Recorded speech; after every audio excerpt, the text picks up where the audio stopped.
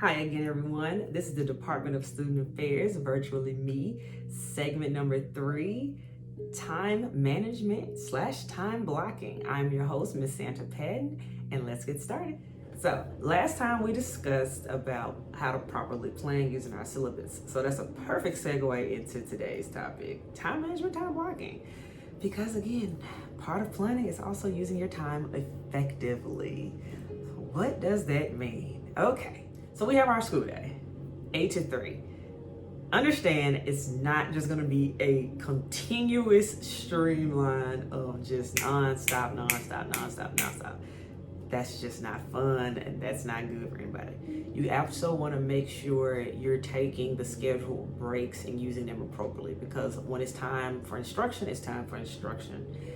When we're on breaks, that's our time that we want to use for using the restroom, grabbing a snack, getting a jacket if we're cold, just staying comfortable. We want to stay in a way that we are zoned. I wouldn't suggest like putting 8 hours straight into just one subject, because no, that's not even how the school day runs.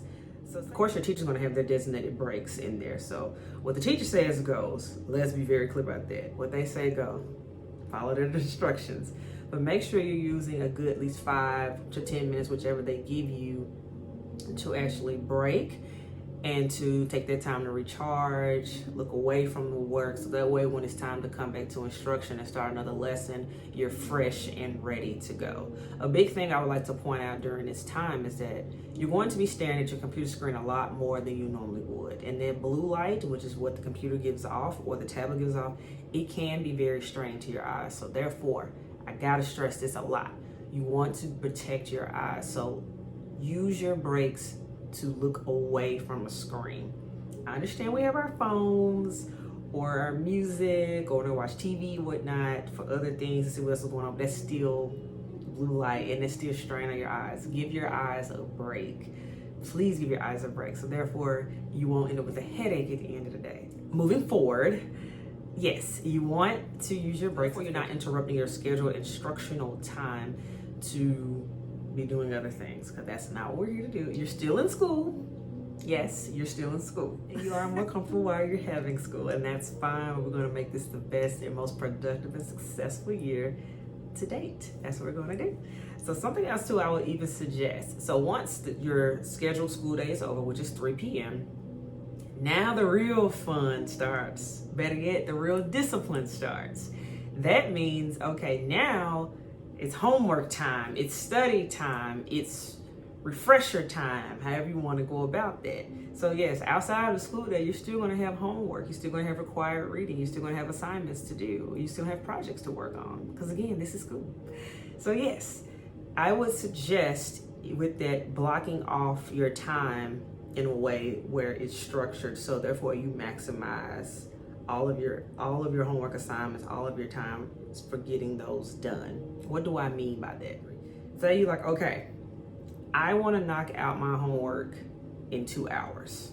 So it ends at 3. I'm already at home, so there's no travel, there's none of that. So okay, give myself about a 15-minute break. 3:15, I'm gonna sit down. We'll say 30 minutes for English, 30 minutes for math, 30 minutes 30 minutes, we'll say social studies, history, however you want to phrase it.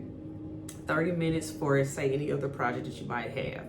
So therefore you can knock that out. Or if you're more so along the lines of, okay, math, language arts, you could block it off that way. Okay, I'm gonna do 30 minutes of language arts, 30 minutes of math.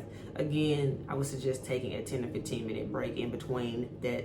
That is again away from a screen, because y'all, please protect your eyes during this time. We don't want you to have a headache and be stressed out. We don't want that. We want it to be effective. So again, going back to our lovely planners and things that we used earlier, I would even suggest you can even make yourself a mock schedule. You can write it on, say, like a sticky note. You can write it on a whiteboard if you want, just a plain piece of paper. Or again, if you want to keep it digital and techie, because again, that's what we're doing. You can even create you a schedule where you block off your time. Okay, I'm gonna do 30 minutes here, for example, 30 minutes on this subject, 30 minutes on that subject, and that's wonderful. Or if it's like, okay, I have required readings to do, put that in, you could fill that in. So therefore, every single day you already have a schedule built out on, okay, how I want to spend my study time. Therefore, you're focused when you are sitting down to do your homework, when you are sitting down to study, you're using the time productively. So when you have when 5 o'clock hits, say for example, like we said, we're going back to our 2-hour time frame, you can actually be like, okay, I did what I was supposed to do in those 2 hours. So now, okay, let me go and do what I want to do. I don't have to worry about, did I finish my work? Did I get my reading in? Did I do this? So therefore, you have the rest of your evening to relax, spend time with family, what have you. But most importantly, again, we want to make sure we're using our time effectively. And again, different weeks, there will be different assignments. There will be highs and lows that come with workloads. That's normal, and you adjust your schedule appropriately. So again, you adjust your schedule appropriately. So again, we're going to block out our time and make sure we're staying on track. Oh, another lovely tip I would like to even add. You can use your phone for this. You can use like an egg timer if you want from the kitchen or watch. You can even use a timer on your device that you will be receiving or that you have at home already. You can just go, okay, I'm gonna set it.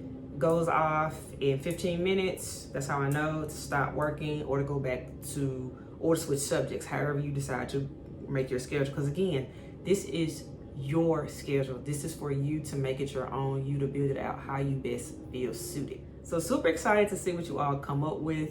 Again, I want to see you all be the best you, and I look forward to seeing how disciplined you all are during this digital era. So that's all for today, and I'm glad you all chimed in and spent some more time with us.